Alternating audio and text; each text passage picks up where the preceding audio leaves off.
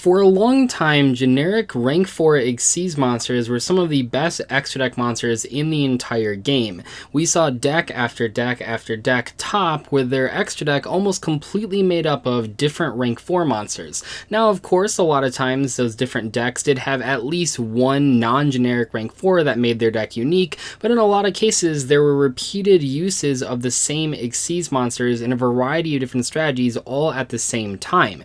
In today's video I want to talk about the top 10 generic rank 4 Yu-Gi-Oh! Xyz monsters. I know that might sound like a very specific group of monsters, and technically it is, but there are a ton of different cards that fall under this category that are worth discussing. In fact, many of the banned Xyz monsters fall under this category, and we'll be talking about those in today's video, as well as some ones that aren't banned.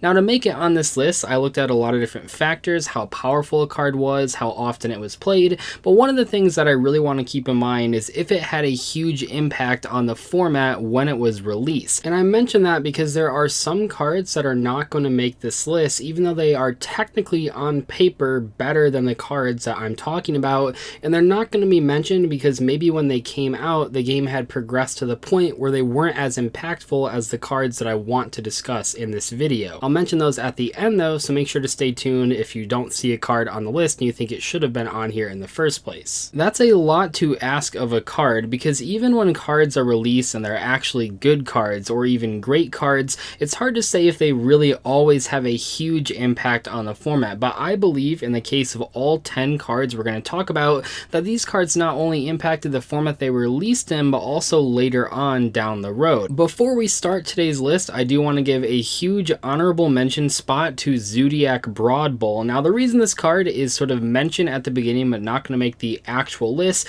is that while this thing technically is a generic rank 4 monster that takes any two monsters, all of the Zodiac Xyz monsters for the most part weren't being summoned the normal route. A lot of times you were just normal summoning one Zodiac monster and then ranking up into like 5 extra deck monsters off of that one summon, and that is not really what we're talking about in today's video. Besides this specific card, all of the cards we're going to talk about for the rest of this video are cards that you usually summoned through their actual means of overlaying a few level 4 monsters to bring them out from the extra deck. These Zodiac monsters, while very powerful and very iconic and very format impacting, they're not really the type of cards that I had in mind while making this video. First up, we have number 101 Silent Honor Arc, and this thing really did change the shape of competition almost immediately when it came out.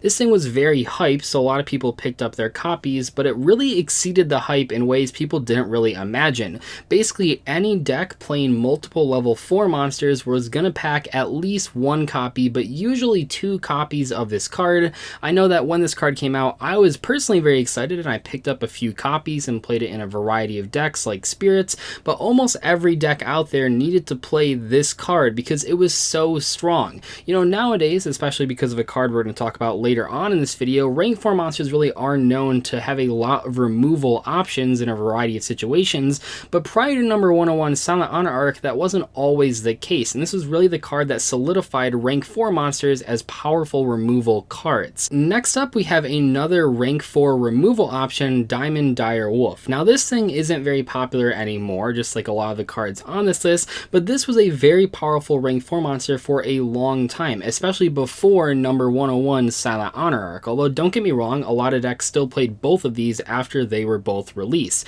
However, what makes Diamond Dire Wolf unique is that it basically turns any 2 monsters into a way to destroy your opponent's back row, or at least force it. What I mean by that is that if your opponent only has like a face down Fiendish Chain or face down Solemn Warning, you can consolidate 2 monsters at the start of your turn before you begin your combos, and then just guarantee that you'll get rid of that one back row. This is a very effective way of dealing with cards that your opponent wouldn't want to activate normally, and we eventually even saw this card played in like triplicate in some decks like ABC that wanted to put cards in the graveyard and also wanted to destroy their opponent's field. And you might think that this card is only supposed to work in a true Beast or Beast Warrior deck, but in reality this card often was played in just any deck playing rank 4 monsters as a way to deal with back row that you otherwise couldn't kill. At number 8, we have Gagaga Cowboy, and oh man, this thing changed the scape of dueling forever, because with Gagaga Cowboy release, pretty much every deck out there had access to a card that could burn you for 800 damage. Now these days we really think about that in more of a time sense. We think of people summoning Cowboy in time for a game, but back in the day, especially when this card first came out, I don't think it always won games just in time. You have to keep in mind that back then when this card came out, when time and round was called, you got 5 turns, not just until the end of the phase, so cards like this weren't as effective in those situations. What this card effectively did though is that it meant when people were playing level 4 monsters, your opponent only really had 7,200 life points because you could always just summon Cowboy for 800 damage. Less popular, but still worth talking about, is that Gaga Cowboy does have a second effect that sometimes can be used in a pinch as a removal option. Once again, this is pre number 101 Silent Honor arc, pre a lot of other cards we're going to talk about. So back in the day, rank 4s weren't always really good at getting rid of stuff on the field, but Cowboy was technically a way that you could destroy bigger monsters in battle. And then we have number 39 Utopia. Oh man, this card has a pretty hilarious history, not only being used by itself, but also in combination with other cards. So first off, when this card came out, it actually was a pretty decent rank 4 monster just to summon by itself. Believe it or not, people even played 2 copies of this card just because there weren't a ton of rank 4 monsters out there that were generic when they first came out. I mean, Xyz monsters really did start off strong, but in a lot of cases they had strong rank 3 options and not so much in rank 4. However, Utopia had a lot of attack points and it could block a few attacks, but then later on this card sort of became known as like the monster that you always summoned before summoning a more powerful monster. We saw people using this card to summon Chaos 39, which was a pretty powerful piece to finish out games when you were low on life points. We also saw people summon Utopia Lightning, and most recently we saw this card being used with Utopia Double, a card that just saw play like a couple weeks ago at the NAWCQ and actually let Jesse Cotton go to Worlds. He had performed a crazy combo with Utopia into Utopia Double. While this card might not be summoned so much anymore just by itself, it still is being played even right now just for silly combos with Double. This card might not be the best card out there, might not be the strongest rank 4 monster, but it has seen play in so many different decks over so many years and formats. It's really a real shame that the card isn't better by itself, but it still deserves a spot on this list because even if it is a stepping stone, it is a very important stepping stone for a lot of powerful cards. At number 6, we have perhaps one of the better rank 4 monsters in all of Yu-Gi-Oh's history, but sorta has been power crept out, and compared to the next couple cards, which a lot of them are banned, it has to be a little bit lower on the list, but don't think that that means this card isn't powerful. Castel, the Skyblaster Musketeer, basically power crept number 101 Silent Honor arc immediately. When they were both out at the same time, like initially people were playing one copy of both, but eventually, not too long after, like a month after, most people cut the Silent Honor arc from their extra deck for 2 copies of Castel. While Silent Honor arc could very effectively deal with attack position monsters and also had a cool protection effect, Castel could just shuffle back anything, even if it was a spell or trap card, as long as it was face up, and that was simply too much versatility to pass up for most players. Moving on to a couple banned cards in a row here, we're going to start off with Evil Swarm Exciton Knight, which was released at the exact same time as number 101 Silent Honor arc. So I mentioned that Silent Honor arc was often a 2 of in pretty much any rank 4 deck, and Evil Swarm Exciton Knight for the most part was just a 1 of, but that doesn't mean this card was worse than number 101 Silent Honor arc. It just meant that you weren't summoning it nearly as often, because this card is pretty much only good when you're losing, but oh my god is this card insane when you are in that situation. This thing just blows up the entire board,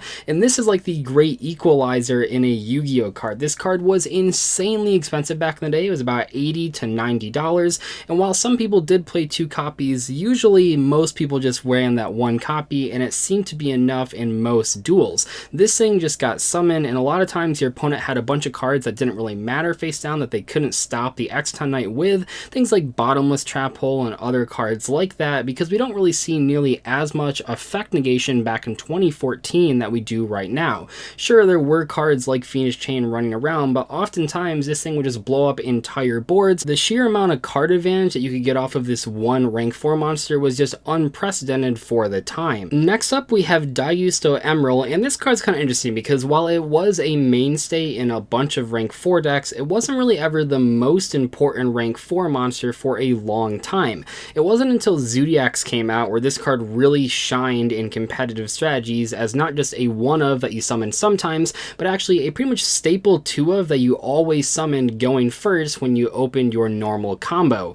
Daigusto Emerald lets you shuffle back 3 cards and then draw a new card, and that is 2 really powerful things to pack into just one effect. Recycling cards and drawing cards for free is an awesome thing to pack onto a rank 4 monster because you can always have access to it, and perhaps one of the things that this card ended up doing that got itself banned is that you could shuffle back other copies of Emerald with 1 copy and then you never ran out of Daigusto Emerald. That basically meant that you had infinite resources, and in those grind games with one deck that had multiple Emerald against a deck that didn't have multiple Emerald, that really put it in the favor of the player that just could keep recycling their rank 4 monsters and just deal with all of their opponent's stuff. Released in the same set as Daigusto Emerald was Lavalval Chain, and this thing breaks the game in more ways than one. I think I've talked about this card in several videos before, but if you don't know what this does, it has 2 ridiculous effects. While Daigusto Emerald has 2 effects, only one of them was like the main effect, but in the case of Lavalval Chain, both of these are crazy. So first off, you can attach material to mill any card from your deck to the graveyard. Do you know how many cards do that? It's really not that many, because yes, Foolish Burial can mill a monster card and Foolish Burial Goods can mill a spell or trap card, but this thing can just send anything whenever you want to, and it's not a hard once return, so if you can summon multiple in the same turn, which a lot of decks were able to, then you could just keep milling like half your deck. It was absolutely bonkers. I just don't know why this card was ever printed. Oh, but by the way, it has a second effect just in case that lets you detach material to stack any monster to the top of your deck. Obviously, this has a ton of ridiculous combos with other cards that draw things because you get to pick whatever you draw. This thing was just way too good. It was used in so many combos. I can't believe Konami thought a card like this was legal for play and perfectly acceptable. Thank God this card eventually got banned. And it eventually got banned when it was being used in Necro strategies for sending Jin to the graveyard, but before that it had been played in a variety of degenerate combos and decks, mainly combo decks like Infernities. At number 2, we have Tellarknight Ptolemaeus, and I don't know if I'm pronouncing that correct. This card wasn't really legal for that long and it wasn't really played for that long, but I'm probably pronouncing it at least close to what it's supposed to be. Never mind that. So this card was legal for a few months and people didn't really play it, but it wasn't until 2016 when we had full power Performapal Pendulums when people really started playing this card as a degenerate combo extender. The main thing that you would do with this card, I know it has a lot of text, you would summon it with 3 level 4 monsters, and then on your opponent's turn you would attach all of them to summon a rank 5 monster from your extra deck. Now that might not sound that crazy, but in the Performapal Pendulum deck you very easily could flood the board with a huge pendulum summon for 5 monsters, and then you could summon this thing and then rank it up into Cyber Dragon Infinity, and that's a little bit too strong for a deck that already gains so much advantage. It's really hard to pinpoint what the best cards in that deck were, but this definitely was one of the best cards and one of the reasons that deck was way too powerful. Maybe these days it doesn't seem as good because a lot of decks can summon negation cards going first, and this thing does take a pretty hefty investment, but at least by 2016 standards this card was way too powerful to be legal and was banned after being used at just 1 YCS. And for the number 1 spot, I actually have 2 different cards, and initially I put just one of these at the number 1 spot, but then I was debating in a live stream what the number 1 spot should be, and it sort of came between these 2 cards for 2 very different reasons. So the first number 1 card that I want to talk about is Shockmaster, and this is probably one of the most unfair Xyz monsters ever printed. We've seen cards like this come out after Shockmaster, and I don't know why Konami keeps printing them. As a thought definitely comes to mind, but Shockmaster was sort of the original you can't play the game card that a lot of decks got a lot of value out of, namely things like Wind Up. We saw Wind Ups using a pretty simple combo, just Wind Up Shark and Wind Up Magician or some other combinations, just to do this full combo and end with Shockmaster and just call monster effects or call spells and completely lock their opponents out of the game. If we're talking about rank 4 monsters that are available just in the game entirely, not counting banned or limited or semi-limited or any of that, this is probably the best rank 4 monster ever released. However, the original card that I had at the number 1 rank in this video was not Shockmaster. Don't get me wrong, Shockmaster is very powerful, but Shockmaster wasn't played in every deck. It was almost specifically played in combo decks. You see, if you're looking for the rank 4 monster that has seen the most play across the history of Yu-Gi-Oh!, it has to be Abyss Dweller, which I'm also going to put at the number 1 spot. So here's the thing with Abyss Dweller. It is almost impossible possible to power creep this card. I know that sounds crazy because technically every card could be power crept, right? They could release an Abyss Dweller that also gives you a free draw, but they're probably not going to do that. So Abyss Dweller really has been the most used rank 4 in Yu-Gi-Oh's history. And I know this is a little bit unfair of a comparison because Abyss Dweller never got banned, so it had more of a chance to see play than some of the other cards on this list, but there were times when Abyss Dweller and Aegisto Emerald and Lavalval Chain were all legal and Abyss Dweller was seeing more play than the other two. Certainly there were times when the opposite was true as well. We saw Emerald being played in Zoo without Dweller and without other cards. We saw Lavalval Chain being played in Nekroz, and Emerald was played in Nekroz as well, but just in general, the sheer number of formats that Abyss Dweller has been relevant and the sheer amount of decks that this card has been played in, has been played against, is just crazy. It is so much higher than any other rank 4 monster out there, maybe even higher than any other Xyz monster out there. This truly is a card that is going to be very difficult for Konami to power creep. We've seen cards like this in the past.